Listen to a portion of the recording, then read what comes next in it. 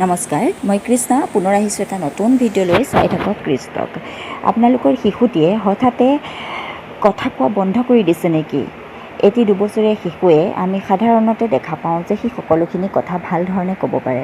যদি তেনেধৰণৰ এটা শিশুৱে কথা কোৱা বন্ধ কৰিছে, তেনেহ'লে এই এটা চিন্তনীয় বিষয়।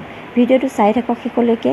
এই বিষয়ে আমি আলোচনা কৰিম আৰু যদি ভাল লাগে নিশ্চয় আপোনালোকে শ্বেয়াৰ কৰি দিব, আপোনালোকৰ বন্ধুসকলেও পাব আৰু শিশুসকলক ভাল ধৰণে পৰিচৰ্যা কৰিবৰ কাৰণে তেওঁলোকেও উপকৃত হ'ব। আৰু মোৰ চেনেলটো ছাবস্ক্ৰাইব কৰি ল'বচোন, বেলেগ বেলেগ ধৰণৰ ভিডিঅ' আপোনালোকে পাই থাকিব। এতিয়া আহিছোঁ যে শিশুসকলে কথা কৈ থকাৰ অৱস্থাতে হঠাতে কেতিয়াবা কথা কোৱা বন্ধ কৰিছে নেকি? সিহঁতি মন মাৰি থকা নিচিনা অনুভৱ হৈছে নেকি? বা অকলে থাকিবলৈ বিচৰা হৈছে নেকি? এইখিনি কথা যদি হৈছে তেনেহ'লে নিশ্চয় এইটো চিন্তনীয় বিষয়। চাওকচোন, এটা শিশুৱে জন্ম হৈ আহোঁতেই বিশেষ একো কথা সিহঁতি নাজানে। আমি যিখিনি শিকাম, যিখিনি কৰিম সেইখিনিয়ে শিশুসকলে শিকি যাব। কিন্তু সিহঁতৰ ডাঙৰ হৈ অহাৰ লগে লগে সিহঁতৰ মনতে বিভিন্ন ধৰণৰ কথা মনলৈ আহিব পাৰে। যিখিনি কথা ধৰক সিহঁতি খেলি ভাল পায়, সিহঁতি বেলেগ বেলেগ ধৰণে কিবা কিবি নিজৰ মতে কাম কৰি ভাল পায়, সেইখিনি কাম কৰাৰ পৰা কেতিয়াবা শিশুসকলক অভিভাৱকসকলে বঞ্চিত কৰে। যেনে আজিকালি সেই অভিভাৱকসকলে নিজৰ আভিজাত্য দেখুৱাবলৈকে হওক বা নিজৰ আধুনিকতা দেখুৱাবলৈকে হওক, তেওঁলোকে শিশুসকলক ঘৰৰ ভিতৰতে ৰাখি কেৱল মাত্ৰ ইনডোৰ গেমছ, ধৰক ভিডিঅ' গেম নাইবা টিভি, কাৰ্টুন আৰু মোবাইলৰ লগত ব্যস্ত কৰাই ৰাখে। আজিকালি সেই বিষয়টোৱে হৈছে আটাইতকৈ গুৰুত্বপূৰ্ণ বিষয়, কিয়নো সেইখিনিয়ে শিশুটিৰ শাৰীৰিক আৰু মানসিক বিকাশত যথেষ্টখিনি ব্যাঘাত জন্মায়।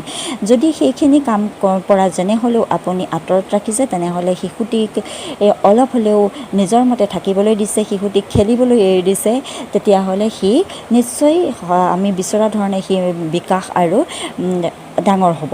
আপোনালোকৰ এটি শিশুৱে কেতিয়াবা সিহঁতি মন মাৰি যদি থাকে, আপোনালোকে মন কৰিব কিহৰ কাৰণে সি মন মাৰি আছে।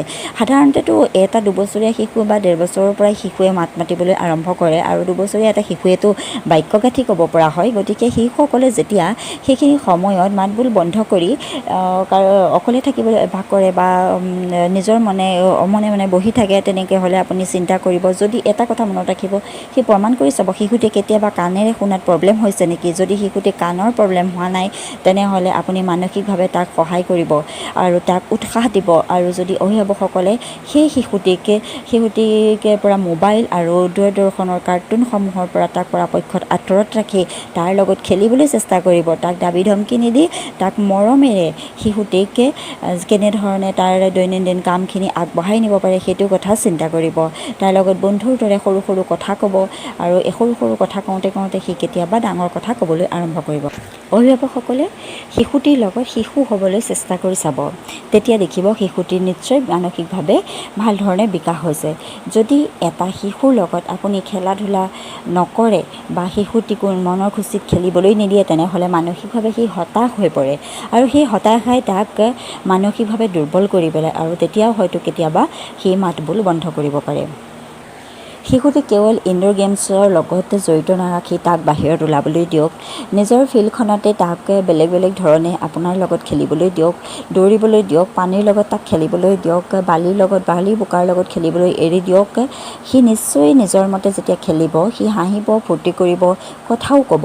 যদি সেই সকলোখিনি কৰাৰ পাছতো যদি সি তেনেধৰণেই আছে, তেতিয়াহ'লে নিশ্চয় আপুনি শিশু বিশেষজ্ঞৰ ওচৰলৈ যোৱাটো খুবেই জৰুৰী।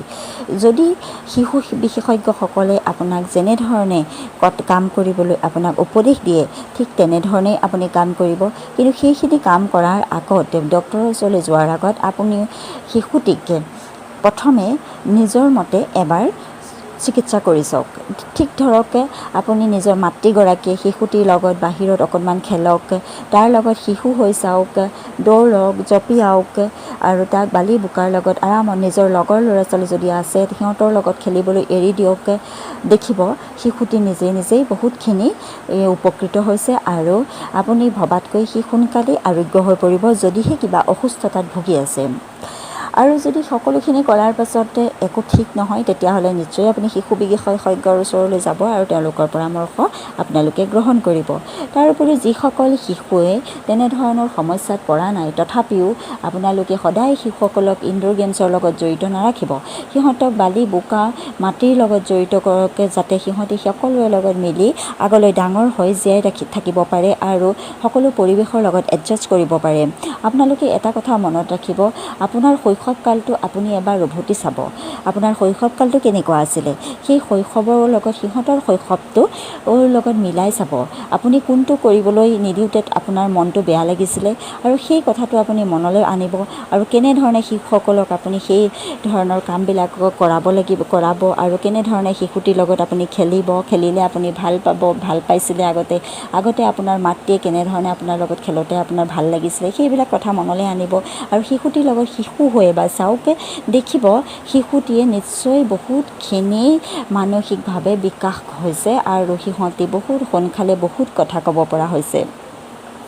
আৰু এটা কথা, শিশুটোৰ মানসিক বিকাশত ঘৰখনে বহুতখিনি প্ৰাধান্য দিয়ে। ঘৰখনত আপুনি কেনেধৰণে তাক বিহেভ কৰিছে, কেনেধৰণে তাক ৰাখিছে সেইখিনিয়ে তাক মানসিকভাৱে বিকাশ ঘটাত বহুত সহায় কৰিব আৰু বহুতখিনিয়ে আপোনাৰ ঘৰখনেই উপকৃত কৰে। আৰু গতিকে আপুনি আপোনাৰ ঘৰৰ পৰিৱেশৰ পৰা ধৰি আপোনাৰ আচাৰ ব্যৱহাৰ সকলোখিনি ভাল কৰি ৰাখিব। দেখিব আপুনি বিচৰা শিশুটো আপুনি হাততে পাইছে।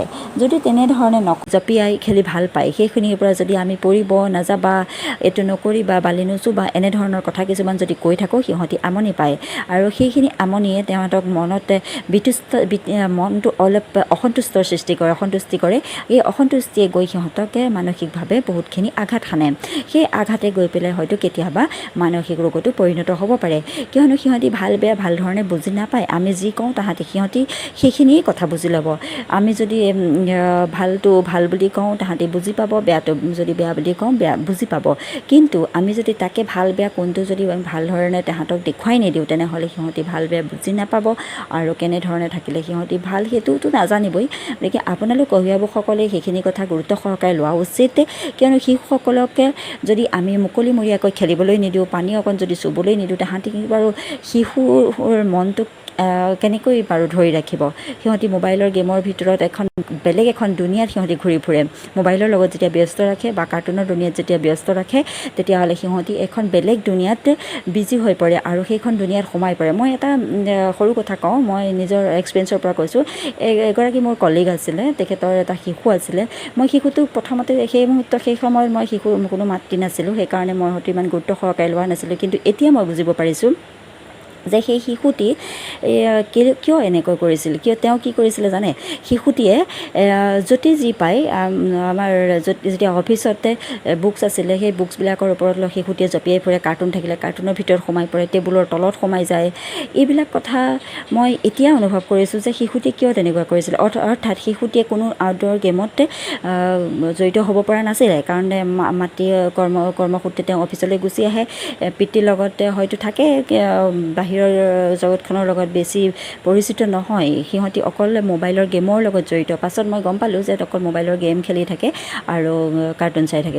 অৰ্থাৎ সেই কাৰ্টুনবিলাকে যিটো কৰে সিহঁতিও সেইটো কৰিবলৈ বিচাৰে আৰু সেয়ে হয়তো সিহঁতি তেনেধৰণৰ কিছুমান কাম কৰে যিখিনি আমি দুষ্ট বুলি কওঁ। আচলতে শিশুটি সেই দুষ্ট বুলি কোৱা কথাটো আমি নিজেই অভিভাৱকসকলে গঢ়ি তুলিছোঁ, কিয়নো সেইটো স্বভাৱ আমি কেনেধৰণে আঁতৰ কৰিব লাগিছিল সেই কথাটো অভিভাৱকসকলে গুৰুত্ব নিদিলোঁ। সেইকাৰণে সি তেনেধৰণৰ আচৰণ কিছুমান কৰিছে যিখিনি আমাৰ ভাল নালাগে। পাছত আমি সেই শিশুটিক দাবী ধমকি দি কাৰ্টুনৰ দুনিয়াখনত সিহঁতি সোমাই পৰে আৰু সেয়ে হয়তো তেনেকুৱা বিহেভিয়াৰ দেখুৱায়। গতিকে আমি সিহঁতকে কাৰ্টুন বা মোবাইলৰ ভিডিঅ'ৰ ওপৰত ভিত্তি কৰি থাকিবলৈ নিদি আমি বাহিৰত দৌৰা ঢাপৰা বা বিভিন্ন ধৰণৰ খেলাৰ লগত জড়িত যদি কৰাওঁ সিহঁতৰ শাৰীৰিক আৰু মানসিক বিকাশ যথেষ্ট উন্নতি হ'ব।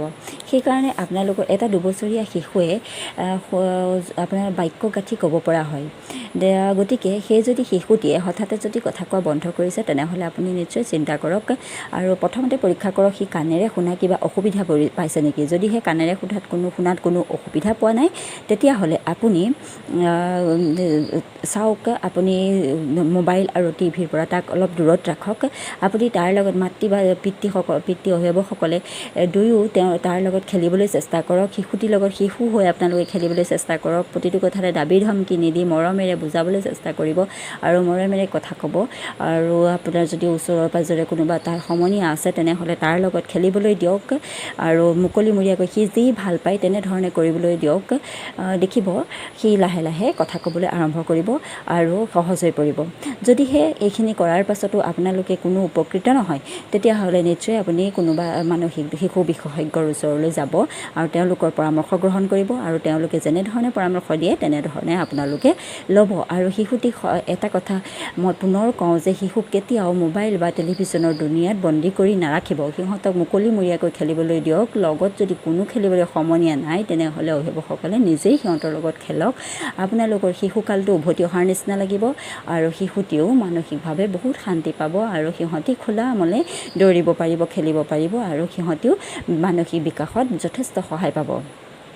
এইখিনি মোৰ ক'বলগীয়া আছিলে।